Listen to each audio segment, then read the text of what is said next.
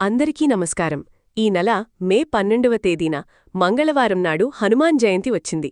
వైశాఖ మాసం, అందులోనూ మంగళవారం కలిసి వచ్చిన హనుమాన్ జయంతికి చాలా విశిష్టత ఉంటుంది. ఈ రోజున ఆంజనేయస్వామిని భక్తితో పూజించి ఒక చిన్న దీపం వెలిగించినా సరే ఎంతటి కష్టమైనా వెంటనే తొలగిపోయి అపారమైన సంపదలు, భోగభాగ్యాలు కలిసివస్తాయి. హనుమాన్ జయంతి రోజున పాటించాల్సిన విధివిధానాల గురించి ప్రతి ఒక్కరూ ఈ వీడియోలో తెలుసుకోండి. ముందుగా ఈ నెల మే 12వ తేదీన మంగళవారం నాడు హనుమాన్ జయంతి వచ్చింది. ఈ రోజునే ఆంజనేయస్వామి జన్మించాడు. ఈ రోజున చేసే పూజలకు ఆంజనేయస్వామి అనుగ్రహం మీ కుటుంబంపై ఎల్లవేళలా ఉంటుంది.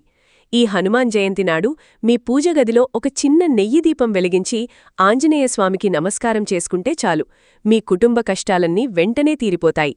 ఇంట్లో పూజ చేసేటప్పుడు ఆంజనేయస్వామి పటం ముందు కొంచెం కుంకుమ పెట్టుకోండి. పూజ పూర్తయిన తర్వాత ఆ కుంకుమను తడిచేసి మీ ఇంటి ప్రధాన ద్వారంపైన శ్రీరామ్ అని రాస్తే మీ ఇంటికి ఉన్న దారిద్ర్యబాధలన్నీ తొలగిపోతాయి. హనుమాన్ జయంతి రోజున ఎరుపు రంగు వస్త్రాలను ధరిస్తే మీ జాతకంలో అదృష్టం కలిసివస్తుంది. విశేషంగా ఈ హనుమాన్ జయంతి రోజున ఆంజనేయస్వామి చిత్రపటాన్ని ఇంటికి తెచ్చుకొని మీ పూజగదిలో పెట్టి దీపారాధన చేయండి. మీ కోరికలన్నీ వెంటనే నెరవేరుతాయి. కుటుంబంలో సుఖసంతోషాలు మొదలవుతాయి. పంచముఖ ఆంజనేయస్వామి చిత్రపటాన్ని తెచ్చుకుంటే ఇంకా మంచి ఫలితం ఉంటుంది.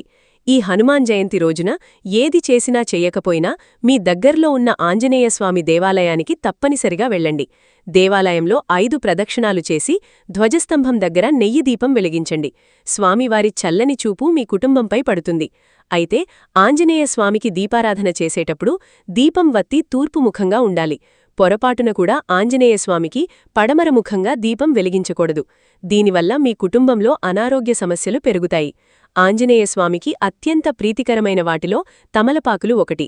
స్వామికి ఏది చేసినా చెయ్యకపోయినా తమలపాకుల మాలను ఆంజనేయస్వామికి సమర్పించి ఆకుపూజను చేయించుకోండి. మీ కుటుంబానికి చాలా మంచి జరుగుతుంది. అలాగే ఈ హనుమాన్ జయంతి నాడు మీ ఇంటి గుమ్మానికి తమలపాకులు కట్టుకోండి.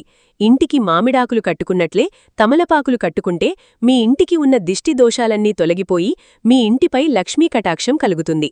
విపరీతమైన డబ్బు సమస్యలతో ఇబ్బంది పడేవారు ఒక తెల్లటి కాగితంపైన 108 సార్లు జై శ్రీరామ్ అని రాసి ఆ కాగితాన్ని మీ బీరువాలో పెట్టుకోండి. దీనివల్ల అఖండ ధనప్రాప్తి కలుగుతుంది.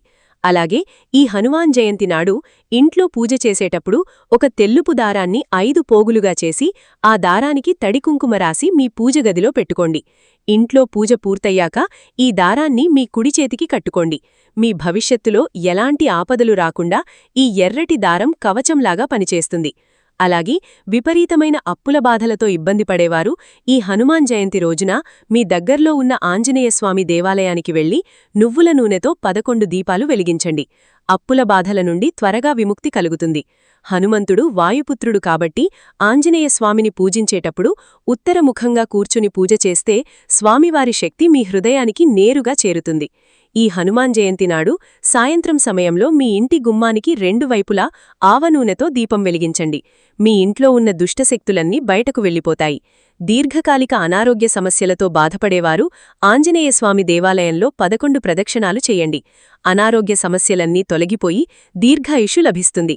అలాగే ఈ హనుమాన్ జయంతి నాడు తప్పనిసరిగా మీ ఇంటిపైన ఒక ఎర్రటి జెండాను పెట్టుకోండి. మీ కుటుంబంలో ఆపదలు లేకుండా, ఇంట్లోకి దుష్టశక్తులు ప్రవేశించకుండా ఉంటాయి. అలాగే ఈ రోజున తప్పనిసరిగా మీ ఇంటి గుమ్మానికి పసుపు కొమ్ములు కట్టుకోండి.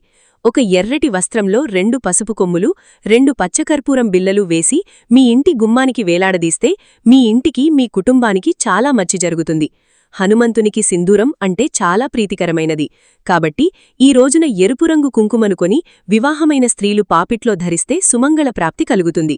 ఈ రోజున హనుమంతుణ్ణి పూజించేటప్పుడు ఒక రావి ఆకుపైన గంధంతో రామా అని రాసి ఆ రావి ఆకులను మీ పూజగదిలో పెట్టుకోండి.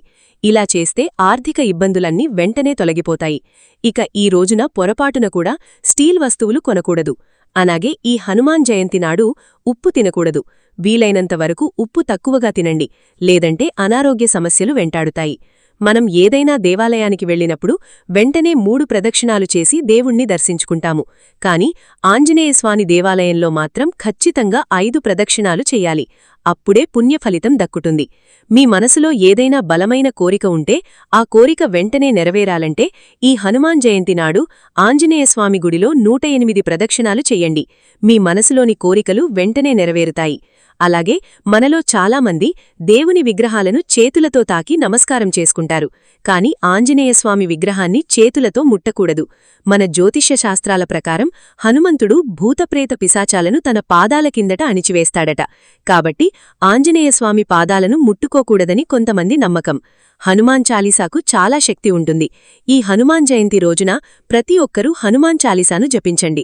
ఎంతటి కష్టమైనా వెంటనే తీరిపోతుంది.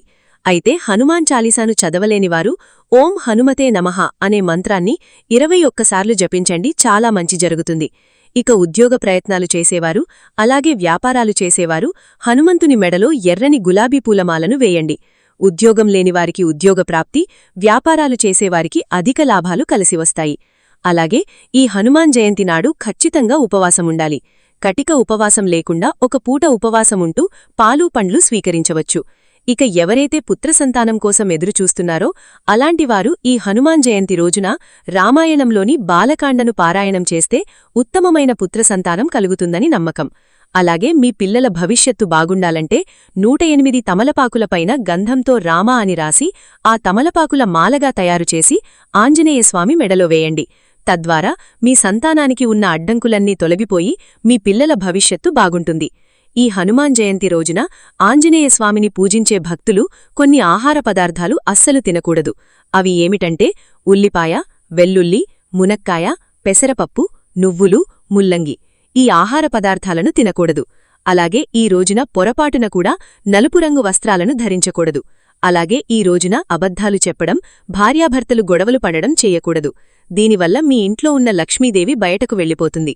శ్రీరామనామం ఎక్కడైతే ఉంటుందో అక్కడ ఆంజనేయస్వామి కొలువై ఉంటాడు. కాబట్టి ఈ హనుమాన్ జయంతి రోజున జై శ్రీరామ్ అని వీలైనన్నిసార్లు ఎక్కువగా జపించండి. విశేషంగా ఈ హనుమాన్ జయంతి రోజున జై శ్రీరామ్ అని 3 సార్లు జపిస్తే విష్ణు సహస్రనామం జపించినంత పుణ్యఫలితం లభిస్తుంది. ఈ హనుమాన్ జయంతి రోజున గాజు వస్తువులు అలాగే ఇనిప వస్తువులను కొనకూడదు.